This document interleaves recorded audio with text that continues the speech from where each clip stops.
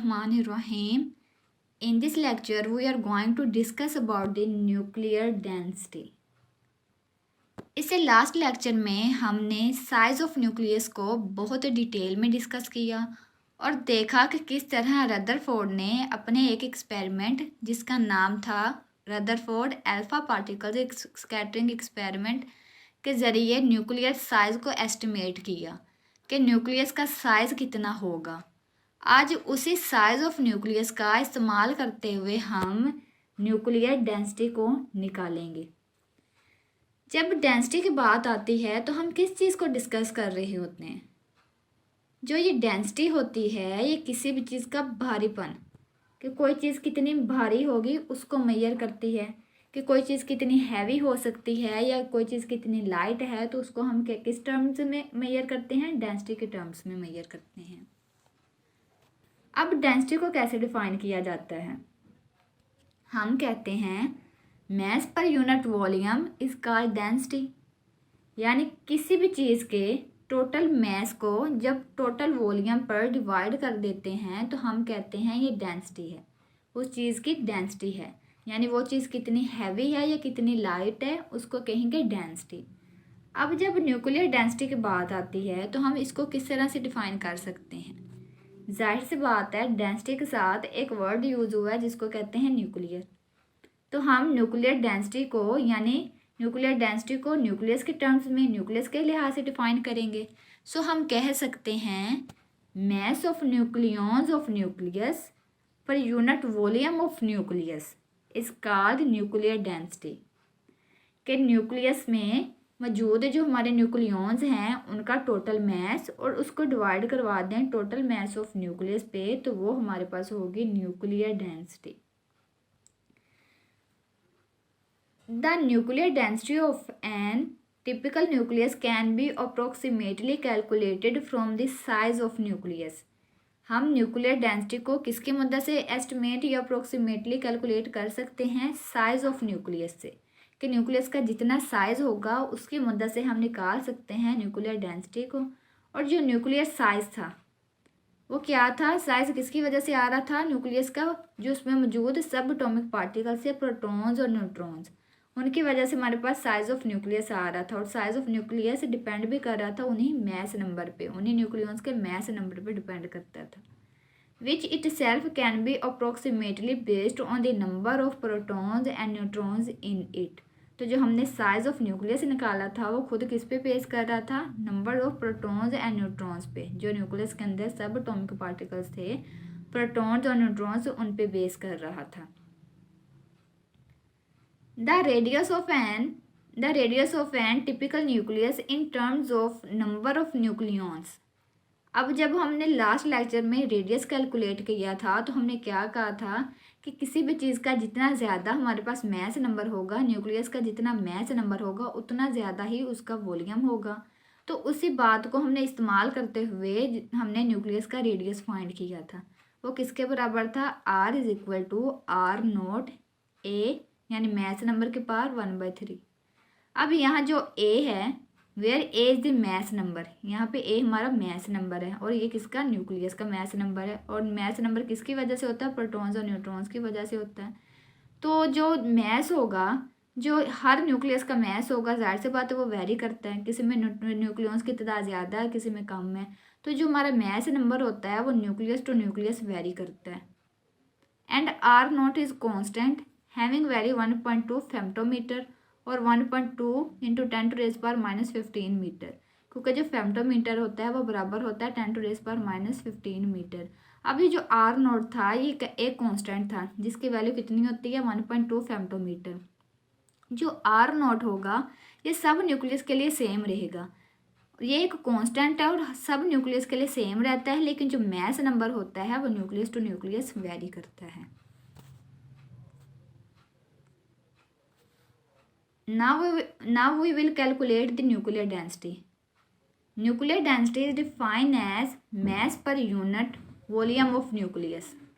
यानी कि मैस किनका होगा? न्यूक्लियॉन्स का मैस होगा। न्यूक्लियॉन्स कौन से होंगे? प्रोटॉन्स और न्यूट्रॉन्स होंगे। जब उनके मैस को हम वॉल्यूम ऑफ न्यूक्लियस पे डिवाइड कर देंगे तो वो हमारे पास आ जाएगी nuclear density. Density of nuclear mass is equal to mass of nucleons divided by volume of nucleons. अब सबसे पहले हमने मास ऑफ न्यूक्लियॉन्स फाइंड करना है, और न्यूक्लियॉन्स कौन से होंगे, प्रोटॉन्स और न्यूट्रॉन होंगे। तो उनके मास को किस तरह से कैलकुलेट किया जाता है, A multiply mass of each nucleon. अब यहाँ पे ए क्या है, ए हमारे पास है मास नंबर, मतलब total number of nucleons, total number of protons and neutrons, उसको हमने मल्टीप्लाई करवाना है मास ऑफ ईच न्यूक्लियॉन। किसी एक न्यूक्लियॉन के मास के साथ जब हम मल्टीप्लाई करवा देंगे मास नंबर के साथ, तो वो क्या हमारे पास आ जाएगा, मास ऑफ न्यूक्लियॉन्स आ जाएगा। अब यहाँ पे मैंने बात की कि जो ए है वो हमारे पास, वो तो टोटल नंबर ऑफ न्यूक्लियॉन्स होंगे, लेकिन जो मास ऑफ ईच न्यूक्लियॉन, अब ईच न्यूक्लियन मतलब किसी भी एक न्यूक्लियॉन का मास होगा, और न्यूक्लियॉन तो प्रोटॉन्स और न्यूट्रॉन होते हैं। तो क्या होगा कि जो हमारे प्रोटॉन होते हैं उनका मास तकरीबन होता है 1.673 इंटू 10⁻⁻27 kg, और जो न्यूट्रॉन है उनका मास होता है 1.675 इंटू 10⁻⁻27 kg। तो जो प्रोटॉन्स और न्यूट्रॉन्स होते हैं उनका मास अप्रोक्सीमेटली इक्वल होता है, दोनों का मास इक्वल होता है। तो इसलिए यहाँ मास ऑफ जब ईच न्यूक्लियॉन की बात की जाती है, तो अगर यहाँ पे हम न्यूट्रॉन का मास रख दें या न्यूट्रॉन का मास रख दें तो उससे कोई फ़र्क नहीं पड़ेगा, क्योंकि दोनों क्या हैं, एक दूसरे के बराबर ही आ जाते हैं। तो हम क्या करेंगे कि जो टोटल नंबर ऑफ न्यूक्लियॉन्स होंगे, जिसको मास नंबर कहते हैं, जब उसको मास ऑफ ईच न्यूक्लियॉन के साथ डिवाइड करवा मल्टीप्लाई करवा देंगे तो हमारे पास आ जाएगा मास ऑफ न्यूक्लियॉन्स। अब उसको डिवाइड करवाना है वॉल्यूम ऑफ न्यूक्लियस पे। अब पिछले लेक्चर में जिसमें हमने साइज ऑफ न्यूक्लियस को डिस्कस किया, हमने एस्टिमेट किया कि जब हम स्कैटरिंग एक्सपेरिमेंट करवा रहे थे तो हमने कहा जो न्यूक्लियस होगा वो स्फेरिकल शेप होगा, कि जो न्यूक्लियस की शेप होगी वो स्फेरिकल होगी, और जो स्फेयर होता है उसका वॉल्यूम कितना होता है 4/3 पाई आर क्यूब। यहाँ पे आता है R cube, 4/3 pi R cube, ये हमारे पास वॉल्यूम होता है किसी भी स्फेयर का। अब यहाँ पे आर क्यूब की जगह मैंने लिखा है आर नॉट क्यूब इंटू ए। कैसे, ये हमने रेडियस निकालना है, ठीक है। ये हमारे पास न्यूक्लियस का रेडियस था, R is equal to R naught A की पावर 1/3। जब दोनों साइड पे क्यूब लेंगे ये हो जाएगा R cube is equal to R naught cube, और यहाँ पे हमारे पास ए, क्योंकि ये वाला 3 क्यूब के साथ कैंसिल हो जाएगा, तो हमारे पास जो आर क्यूब की वैल्यू आई वो कितनी आई, आर नॉट क्यूब ए। तो हमने यहाँ पे 4/3 पाई आर क्यूब की जगह पे यहाँ पे आर नॉट क्यूब ए लिख दिया। अब यहाँ पे क्या होगा, ये हमारे पास जो ये ए है मास नंबर, इस ए के साथ कैंसिल हो जाएगा, यानी ये मास नंबर ए और ये मास नंबर आपस में कैंसिल हो जाएंगे। तो जो बाकी हमारे पास रिलेशन बचेगा वो होगा m 4/3 pi R naught cube, और हम 3 को क्या करेंगे ऊपर मल्टीप्लाई करवा देंगे, तो ये हो जाएगा 3m 4 pi R naught cube. अब इस रिलेशन से क्या पता चल रहा है, यहाँ पे हमने मास नंबर को इधर कैंसिल करवा दिया, तो इसका मतलब ये हुआ कि जो डेंसिटी ऑफ न्यूक्लियस है वो मास नंबर पे डिपेंड नहीं करती। जो डेंसिटी ऑफ न्यूक्लियस है वो इंडिपेंडेंट होती है एटॉमिक मास से, यानी मास नंबर पे वो डिपेंड नहीं करती। तो वो किस पे डिपेंड कर रही है, इस इक्वेशन के लिहाज से देखा जाए तो वो सिर्फ मास पे डिपेंड कर रही है। 3/4 पाई आर नॉट का क्यूब, ये सारा फैक्टर क्या है, ये कांस्टेंट है यहाँ, और यहाँ पे मास इट सेल्फ कांस्टेंट, मास भी कांस्टेंट है, तो ये जो सारी टर्म हमारे पास आ जाएगी क्या होगी, कांस्टेंट होगी। अब ये सारी टर्म कांस्टेंट आ रही है तो इसका क्या मतलब है कि जो डेंसिटी ऑफ न्यूक्लियस होगी वो हर न्यूक्लियस के लिए सेम रहेगी, चाहे हैवी न्यूक्लियस हो चाहे लाइट न्यूक्लियस हो। जो डेंसिटी होगी वो न्यूक्लियस टू न्यूक्लियस क्या रहेगी, वो हमारे पास बिल्कुल सेम रहेगी, क्योंकि ये जो सारा फैक्टर है ये क्या है, ये कांस्टेंट है। तो जो डेंसिटी ऑफ न्यूक्लियस की हम वैल्यू कैलकुलेट करेंगे वो वैल्यू हर न्यूक्लियस के लिए होगी, लाइटर न्यूक्लियर के लिए भी और हैवियर न्यूक्लियर के लिए भी।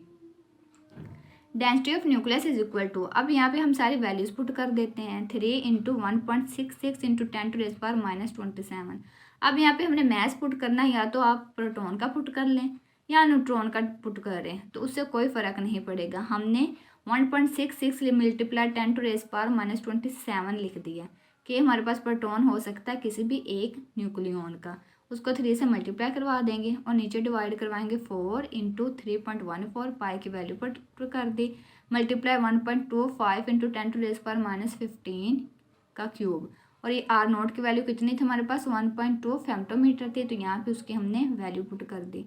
अब जब इस सारी वैल्यू को कैलकुलेट करते हैं तो जो हमारे पास डेंसिटी ऑफ न्यूक्लियस आएगी वो आएगी 2.29 इंटू 10⁻17 kg पर मीटर क्यूब। तो ये हमारे पास जो आई ये डेंसिटी ऑफ न्यूक्लियस है, और जो डेंसिटी ऑफ न्यूक्लियस होती है वो हर न्यूक्लियस के लिए क्या होती है, सेम रहती है, चाहे वो हैवियर न्यूक्लियस हो चाहे लाइटर न्यूक्लियस हो, सबके लिए सेम आती हैं, क्योंकि जो डेंसिटी ऑफ न्यूक्लियस होती है वो मैस नंबर पे बिल्कुल भी डिपेंड नहीं करती। और ये जो हमारे पास डेंसिटी की वैल्यू आई है ये सब न्यूक्लियस के लिए सेम होती है, सब न्यूक्लियस के लिए यही वैल्यू आती है। अब एक एग्जाम्पल भी देखते हैं कि calculate the density of uranium nucleus. अब कह रहे हैं कि यूरेनियम के न्यूक्लियस की डेंसिटी फाइंड करें, किसी के भी कह सकते हैं कि फाइंड करें, आयरन की कह सकते हैं, हीलियम की कह सकते हैं, मतलब जितने भी हमारे पास एटम हैं उन सबके न्यूक्लियस की कह दें कि डेंसिटी को कैलकुलेट करें, तो उसको किस तरह से कैलकुलेट किया जा सकता है। R is equal to R naught A power 1/3, ये हमने रेडियस निकाला था, ठीक है, हमने न्यूक्लियस का रेडियस निकाला था। जब दोनों साइड पे क्यूब लेंगे तो R cube is equal to R note cube A, मतलब आर क्यूब की ये वैल्यू आ गई है। अब हमने डेंसिटी कैलकुलेट करनी है, और डेंसिटी हमने किस तरह कही थी कि न्यूक्लियस की फाइंड कर सकते हैं कि mass of nucleons divided by volume. तो यहाँ पे जो मैस ऑफ न्यूक्लियॉन्स होगा उसको किस तरह फाइंड कर सकते हैं, A into mass of each nucleon, भाई किसी भी एक न्यूक्लियॉन का मैस साथ में टोटल नंबर ऑफ न्यूक्लियॉन के साथ मल्टीप्लाई करवा दें तो हमारे पास आ जाएगा टोटल मैस ऑफ न्यूक्लियॉन्स, और उसको डिवाइड करवा दें वॉल्यूम ऑफ न्यूक्लियस के साथ, जैसे पीछे किया सेम उसी तरह ए इंटू मैस को एम से रिप्रेजेंट कर दिया। और यहाँ पे जो वॉल्यूम हमने कंसिडर किया यूरेनियम के केस में क्या कहा कि ये एक स्फेरिकल हमारे पास न्यूक्लियस होता है, तो जो स्फेयर का वॉल्यूम होता है वो पुट किया 4/3 पाई आर क्यूब, और आर क्यूब की वैल्यू पुट की 4 पाई आर नोट क्यूब ए, और यहाँ पे मैस नंबर क्या हुआ, दोनों का कैंसिल हो गया, तो जो बाकी टर्म बची वो कितनी आई 3m 4 pi R note cube. इसका मतलब क्या है कि जो हमारे पास डेंसिटी है वो क्या है, वो कांस्टेंट रहती है, वो न्यूक्लियस टू न्यूक्लियस सेम ही रहती है, चाहे हैवियर हो चाहे लाइटर हो, डेंसिटी सेम ही रहती है। तो यहाँ पे हम 3 इंटू 1.66 इंटू 10⁻⁻27 kg को मल्टीप्लाई करवा देंगे, और नीचे सेम सारी वैल्यूज़ को पुट किया, और जो हमारे पास डेंसिटी की वैल्यू आई वो कितनी है 2.29 इंटू 10⁻⁻17 kg पर मीटर क्यूबिक। यानी कि न्यूक्लियस जो दिल करता न्यूक्लियस आप ले लें, सबकी डेंसिटी क्या रहनी है, सेम ही रहनी है, क्योंकि पीछे भी जो हमने डेंसिटी ऑफ न्यूक्लियस निकाली वो भी इतनी ही थी, और यूरेनियम के केस में भी इतनी आई। अगर आयरन लेते हैं तो उसके केस में भी इतनी ही आएगी। इसके अलावा जो भी न्यूक्लियस लेंगे डेंसिटी क्या होगी, सेम ही रहेगी। Hence nuclear density is independent of mass number. जो न्यूक्लियर डेंसिटी है वो मैस नंबर पर डिपेंड नहीं करती। So nuclear density is same for all type of nucleus. जो न्यूक्लियर डेंसिटी होगी वो सब न्यूक्लियस के लिए क्या रहेगी, सेम रहेगी। Next we will discuss about the nuclear charge, कि अब न्यूक्लियस पे कितना चार्ज होगा उसको कहेंगे न्यूक्लियर चार्ज। हमें पता है कि जो न्यूक्लियस के कांस्टेंट पार्टिकल्स होते हैं वो प्रोटॉन्स और न्यूट्रॉन्स होते हैं। जब हम किसी एलिमेंट को डिनोट करते हैं एक्स, ठीक है, किसी एलिमेंट को किससे डिनोट करते हैं, एक्स से, जिसका मैस नंबर ए होता है और एटॉमिक नंबर सी होता है, तो उस न्यूक्लियस के अंदर कितने प्रोटॉन्स होंगे, ठीक है। That nucleus contains Z number of protons and A minus Z number of neutrons inside it, के न्यूक्लियस में कितने प्रोटॉन होंगे, जी प्रोटॉन होंगे, और साथ ए माइनस जी, मतलब मैस नंबर में से माइनस कर दे एटॉमिक नंबर को, तो वो हमारे पास न्यूट्रॉन्स होंगे। अब जो न्यूट्रॉन्स होते हैं ये चार्जलेस पार्टिकल्स होते हैं, कैरिंग जीरो चार्ज, इन पे कोई चार्ज नहीं होता। और जो प्रोटॉन होते हैं ये पॉजिटिव चार्ज पार्टिकल होते हैं, इन पे प्लस ई चार्ज होता है, ईच प्रोटॉन कैरी प्लस ई चार्ज। तो जब हम टोटल चार्ज ऑफ प्रोटॉन्स और टोटल चार्ज ऑफ न्यूट्रॉन्स को ऐड करते हैं तो टोटल चार्ज ऑन न्यूक्लियस निकल आएगा, कि न्यूक्लियस पे टोटल चार्ज कैसे आएगा, कि जब हम टोटल चार्ज ऑफ प्रोटॉन्स और टोटल चार्ज ऑफ न्यूट्रॉन्स को ऐड कर देंगे तो हमारे पास न्यूक्लियर चार्ज निकल आएगा। Nucleus of an element X Z A, हम किसी भी एलिमेंट के न्यूक्लियस को किससे रिप्रेजेंट करते हैं, एक्स से। जी क्या एटॉमिक नंबर है और ए क्या मैस नंबर है। Consist of Z number of protons and A minus Z number of neutrons inside it. Nucleus of an atom has positive charge. हमें पता है कि जो न्यूक्लियस पे चार्ज होता है वो पॉजिटिव चार्ज होता है। उसकी रीज़न भी बहुत बार पढ़ चुके हैं, क्योंकि उसमें प्रोटॉन्स और न्यूट्रॉन्स होते हैं। प्रोटॉन्स क्या होते हैं, positive charge particles, neutrons chargeless particle. तो न्यूक्लियस पे जो चार्ज होता है वो प्रोटॉन्स की वजह से होता है, और न्यूक्लियस पे कौन सा चार्ज होगा, पॉजिटिव चार्ज होगा।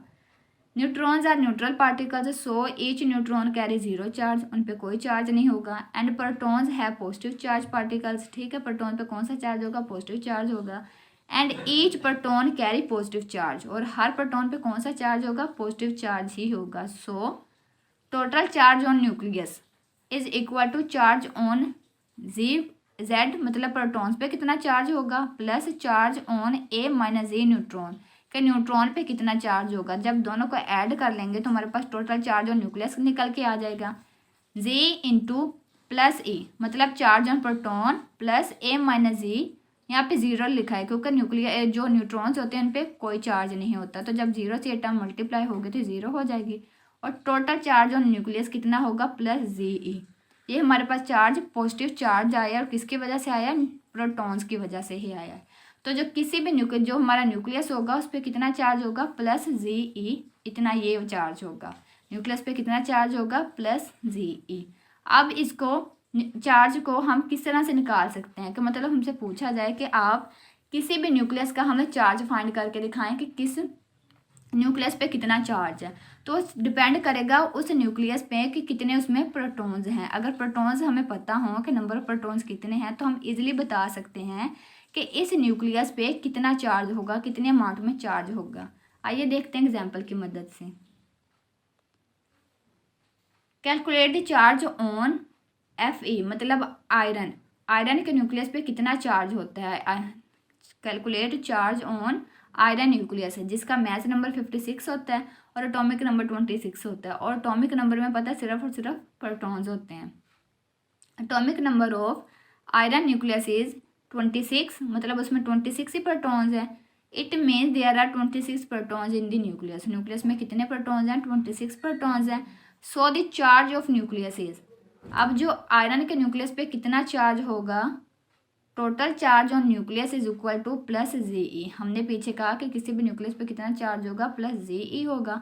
प्लस वैसे रहा जी की जगह हमने प्रोटॉन्स की वैल्यू पुट की, डेट इज 26, और साथ में चार्ज की वैल्यू पुट की, डेट इज 1.6 इंटू 10⁻⁻⁹ कूलम।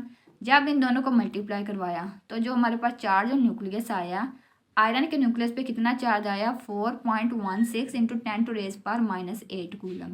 और इसी तरह से आप किसी भी न्यूक्लियस पे कितना चार्ज होगा उसको फाइंड कर सकते हैं। आपको यूरेनियम का कहा जाए कि उस पर कितना चार्ज होगा, या किसी और न्यूक्लियस का कहा जाए हीलियम पे कितना चार्ज होगा, प्रोटॉन पे कितना चार्ज होगा, इसी तरह मतलब प्रोटॉन हाइड्रोजन पे कितना चार्ज होगा। तो इसी फार्मूले से जो ये हमने वैल्यू कैलकुलेटेड वैल्यू यूज़ की है, इसके मदद से हम किसी भी न्यूक्लियस पे चार्ज को फाइंड कर सकते हैं।